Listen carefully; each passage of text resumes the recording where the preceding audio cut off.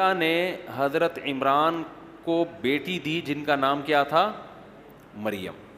حضرت عمران کی اہلیہ نے منت مانی کہ میرے اگر اولاد ہوگی تو میں اسے مسجد اقصیٰ کی خدمت کے لیے وقف، وہ دین کی خدمت کے لیے وقف ہوگی. لیکن وہ بیٹی جو پیدا ہوئی تو وہ بیٹے کے بجائے کیا پیدا ہو گئی؟ بیٹی. تو حضرت مریم کے خالو تھے حضرت زکریا علیہ السلام. تو اس سے پتہ چلتا ہے زکریا علیہ السلام کا زمانہ اور عیسیٰ علیہ السلام کا زمانہ کیا ہے، کیونکہ حضرت عیسیٰ کس کے بیٹے ہیں؟ حضرت مریم کے. اور حضرت مریم کے خالو کون ہیں؟ حضرت زکریا علیہ السلام. پھر حضرت زکریا کے بیٹے تھے یحییٰ علیہ السلام. تو یہ پیغمبر قریب قریب ہی گزرے ہیں. اور یہ سارے جس کو آج یہودی یروشلم کہتے ہیں، یہ سارے پیغمبر، ان کا مسکن، ان کا جائے قرار ان سب کی یہاں تھی. حضرت مریم کے پوری تاریخ ادھر ہی ہے. لوگ جاتے بھی ہیں نا، یہودی تو بہت زیادہ جاتے ہیں، اب تو ان کے قبضے میں ہے. مسلمان بھی جاتے ہیں تو وہ ساری تاریخ حضرت مریم علیہ السلام کے واقعات، وہ عیسیٰ علیہ السلام پیدا ہوئے اور اللہ نے کھجور کے درخت ہلانے کو کہا حضرت مریم کو کہ کلی وشربی وقرری عینا، کہ اے مریم ان کھجوروں کو کھا اور پانی پی کے اپنی آنکھیں ٹھنڈی کر، جب ان کے حضرت عیسیٰ کی ولادت ہوئی. تو یہ زکریا علیہ السلام تھے حضرت مریم کے خالو.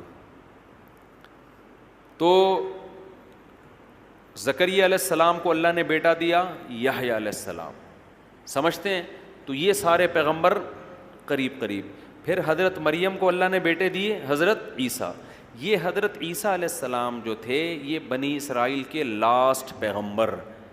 چونکہ اب ان کے ساتھ یہودیوں نے بہت ظالمانہ سلوک کیا تو اللہ نے یہودیوں سے انتقام، کیونکہ اب تک جتنے پیغمبر آ رہے تھے کس میں آ رہے تھے؟ یہودیوں میں. سارے اسحاق علیہ السلام کی اولاد میں آ رہے تھے نا. تو یہودیوں کو بڑا نوازا اللہ نے کہ سارے پیغمبر کس میں آ رہے ہیں؟ آپ کو قائد بنایا جا رہا ہے، آپ کو روحانی قائد بھی اور مادی لحاظ سے بھی قائد. تو جب عیسیٰ ابن مریم کے ساتھ انہوں نے ظلم زیادتی کی تو اللہ نے پھر آئندہ کے لیے، اچھا فوراً نہیں، پھر عیسائیوں کے پاس دنیا کی حکومت آئی ہے. عیسائیوں نے بہت بڑے، کیونکہ وہ حق پر تھے، عیسائیوں میں پھر آہستہ آہستہ شرک آنا شروع. جیسے ہماری قوم میں شرک آیا نا، رسول اللہ صلی اللہ علیہ وسلم کی سیرت پہ جلسے ہو رہے ہیں، آپ کی تعریفیں ہو رہی ہیں، یہاں تک تو ٹھیک ہے. ہوتے ہوتے اب ہر خطیب کو کچھ نئی چیز مارکیٹ میں لانی ہے. وہ وہی تعریف کرے گا جو پہلے والا کر کے گیا ہے، تو پبلک کو مزہ نہیں آتا. تو اس نے کچھ اور تڑکا لگایا، اگلا اور تڑکا، لوگوں کی واہ واہ سبحان اللہ. جیسے آپ یوٹیوب پہ دیکھ لو، حضرت علی کے فضائل جب بیان کیے جاتے ہیں پتہ ہی نہیں چلتا کہ یہ خدا کی تعریف ہو رہی ہے یا حضرت علی کی تعریف ہو رہی. کیونکہ خطیب کا مقصد کیا ہوتا ہے؟ مجمع کو گرم کرنا. ہاں ہاں ہو لوگ واہ واہ سبحان اللہ کلابازیاں کھائیں نا. تو وہ سادہ طریقے سے بتانے میں نہیں ہوتا. تو عیسائیوں میں یہی ہوا کہ حضرت عیسیٰ علیہ السلام کی شان میں آہستہ آہستہ غلو کرنا شروع. پہلے عیسائی کہتے تھے کہ حضرت عیسیٰ کو جو معجزے دیے گئے بھائی وہ تو اللہ کی قدرت تھی، یہ عیسیٰ کا کمال نہیں تھا. مردوں کو زندہ اللہ کر رہا ہے، عیسیٰ تھوڑی کر رہے ہیں. نابینا کو آنکھیں کون دے رہا ہے؟ اللہ دے رہا ہے، عیسیٰ تھوڑی دے رہے ہیں. بغیر باپ کے پیدا ہو گئے تو کوئی بات نہیں، اللہ تو ماں اور باپ کے بغیر آدم کو پیدا کر دیا، تو ان کو بھی تو باپ کے بغیر پیدا کر سکتا ہے. شروع میں عیسائی صحیح ٹریک پر چلے ہیں، لہذا اللہ نے ان کو نوازا، ایسا نوازا کہ دنیا میں بڑی بڑی ریاستیں قائم ہوئیں. کس کی؟ عیسائیوں کی. آج بھی عیسائی دنیا میں راج کر رہے ہیں حقیقت میں. دیکھ، پہلے تو مسلمانوں نے کیا، لیکن اب پھر کس کے ہاتھ میں آ گیا؟ لیکن اب مذہبی حکومت نہیں ہے ان کی. پہلے مذہب کی بیس پر انہوں نے دنیا کے بہت بڑے، کیونکہ اللہ نے ان کی مدد کی، لیکن آہستہ آہستہ پیغمبر کی شان کو حد سے بڑھاتے بڑھاتے بڑھاتے بالآخر یہاں پہ آ کے روکے کہ حضرت عیسیٰ کو اللہ کا بیٹا بنا ڈالا. اب جب ان پہ انگلیاں اٹھیں کہ اللہ تو کسی کو جنتا ہی نہیں ہے، تو انہوں نے اس کی ایسی تعویلات کی، نہیں بھائی اللہ کے جسم سے پیدا نہیں ہوئے. اچھا پھر تم ان کو مجازن بیٹا کہہ رہے ہو، جیسے محبت میں تو انسان اپنے باپ کو بھی بیٹا کہہ دیتا ہے نا. تو مجازن کہہ رہے ہو، مجازن تو کسی کو بھی کچھ بھی کہا جا سکتا ہے، پھر تو ہر پیغمبر کو کہہ سکتے ہیں، نہیں، پھر کہتے ہیں نہیں مجازن نہیں کہہ رہے ہم، حقیقتاً اللہ کے بیٹے ہیں۔ ارے حقیقت میں کیسے بیٹے ہو گئے جب اللہ کے جسم سے نکلے ہی نہیں ہیں؟ تو کیا معاذ اللہ اللہ کا جسم دو ٹکڑے ہوئے؟ نہیں نہیں نہیں، ایسا نہیں۔ تو ایسا پھنسے ہیں نا، جب انسان غلط بات کرتا ہے ایسا پھنستا ہے کہ پھر وہ کہتے ہیں نا ایک جھوٹ چھپانے کے لیے کتنے جھوٹ بولنے پڑتے ہیں؟ 100 جھوٹ۔ پھر وہ تاویلہ، پھر کتابوں کی کتابیں، وقت برباد اپنا بھی، قوم کا بھی وقت۔ پھر حضرت مریم کیا ہے بھائی اگر یہ اللہ کے بیٹے ہیں؟ اب وہاں پریشان ہوئے۔ حضرت مریم تو اب معاذ اللہ بعض لوگوں نے کہنا شروع کر دیا معاذ اللہ نقل کفر، وہ اللہ کی زوجہ ہیں۔ تو اتنے الٹے الٹے، آج تک عیسائیوں سے یہ مسئلہ حل ہو کے نہیں دے رہا۔ تو جب یہاں تک معاملہ پہنچا ہے تو اللہ تعالیٰ نے بنی اسحاق کے ہاتھ سے جو خلافت تھی روحانی وہ چھین کر اللہ نے ابراہیم علیہ السلام کے جو دوسرے بیٹے تھے اسماعیل، ان کی اولاد میں ٹرانسفر کر دی کہ اب قیامت تک روحانی طور پر پیشوا کون ہوگا؟ اسماعیل کی اولاد محمد صلی اللہ علیہ وسلم۔ اور اب بنی اسحاق اور بنی اسرائیل قیامت تک کے لیے روحانی قیادت کے اہل اور لائق نہیں ہے۔ تو کچھ کام تو اللہ نے مسلمانوں سے لیا، صلاح الدین ایوبی کی تلوار چلی، بڑی بڑی جنگیں ہوئیں، پھر استنبول میں سلطان محمد فاتح نے عیسائیوں کی 1000 سال کی خلافت کو، کیونکہ اللہ کی مدد اب کس کے ساتھ ہونے لگی؟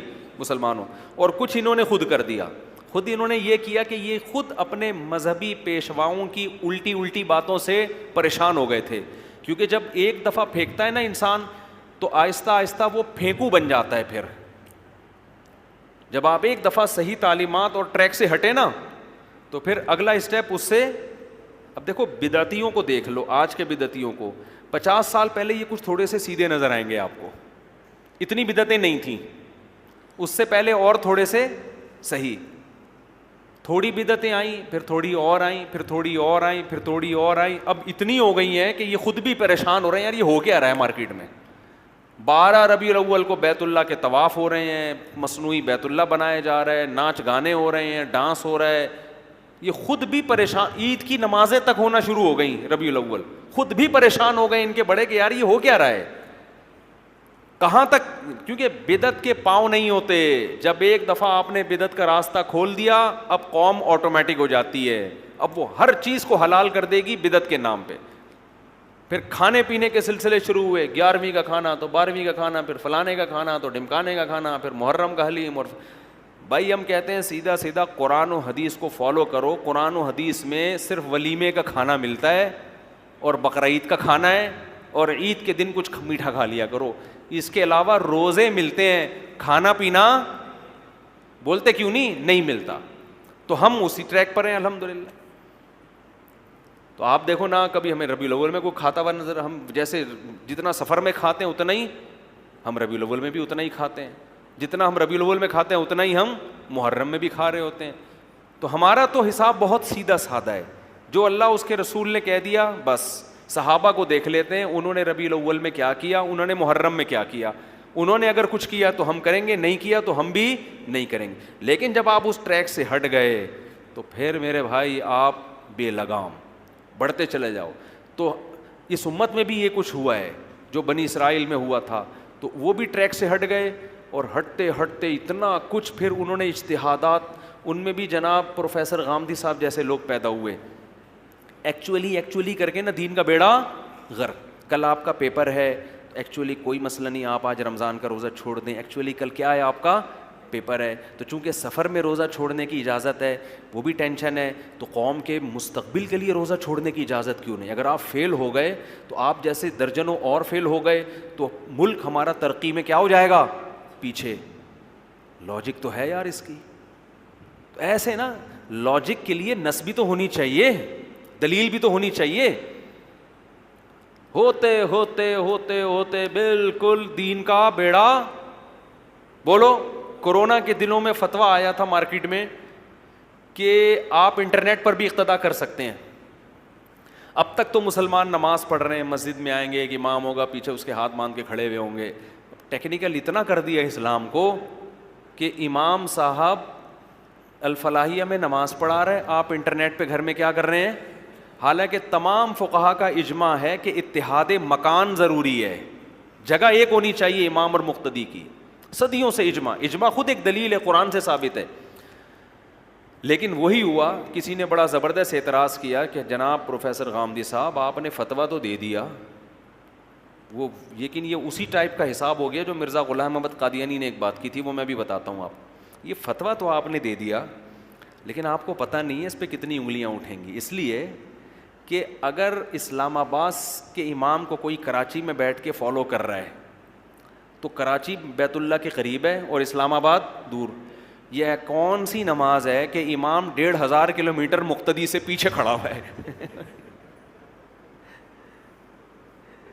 یہ جو میں ابھی واقعہ سنا رہا ہوں ان کو غامدی صاحب پہ آپ فٹ نہ کریں. مجھے غامدی صاحب کی ایک چیز پازیٹیو لگتی ہے، باتیں بے شک جتنی مرضی غلط کریں مگر اسٹائل تہذیب یافتہ ہے.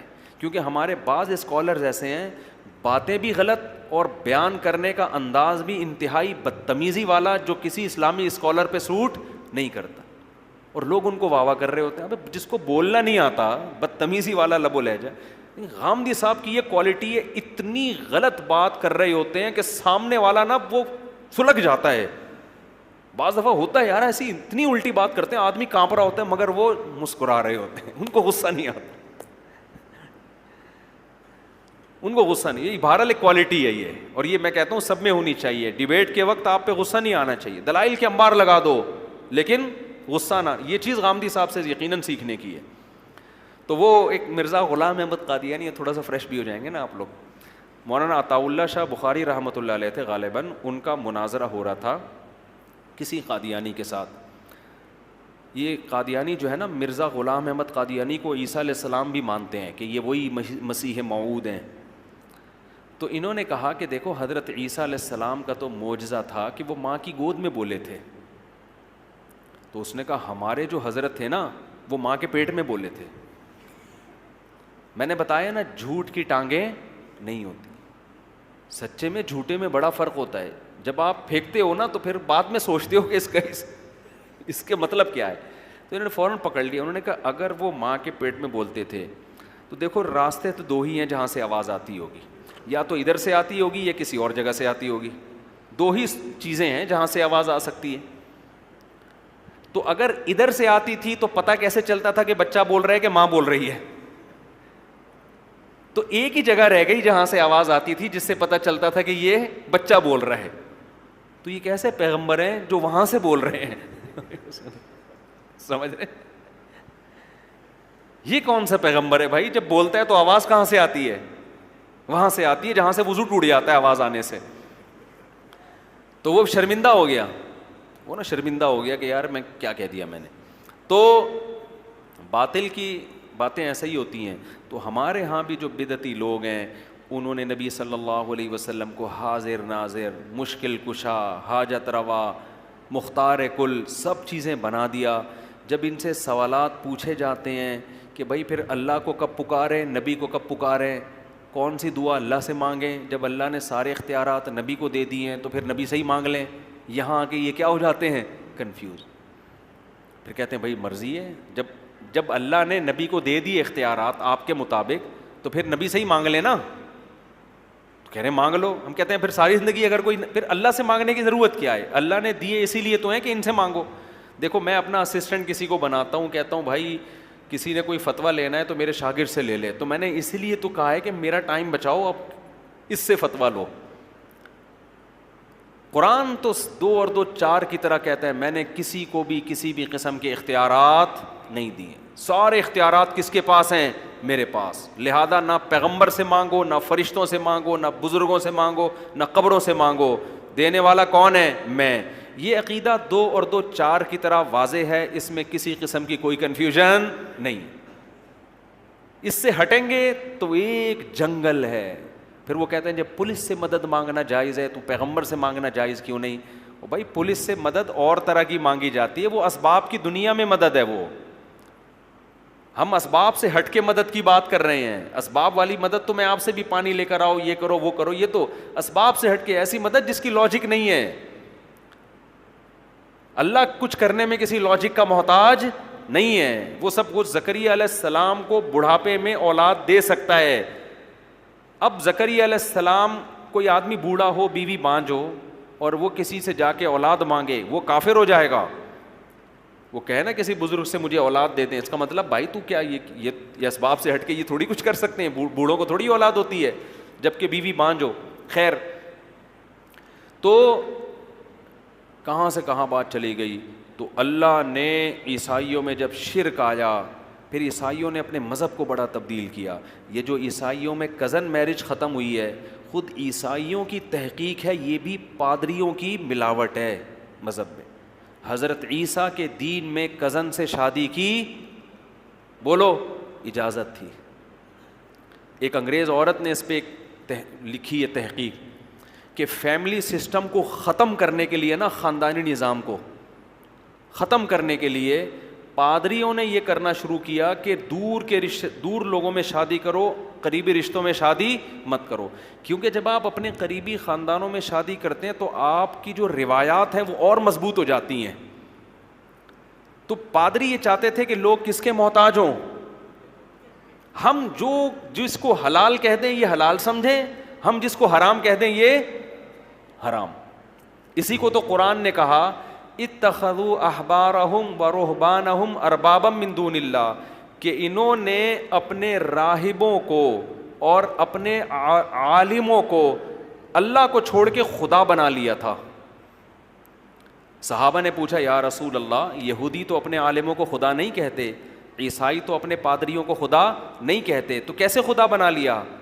اس کا جواب نبی صلی اللہ علیہ وسلم نے دیا. فرمایا کیا تمہیں پتہ نہیں ہے کہ جس چیز کو انہوں نے حلال کر دیا انہوں نے حلال, جس چیز کو انہوں نے حرام کر دیا انہوں نے حرام. حالانکہ حلال حرام کرنے کا اختیار کس کے پاس ہے؟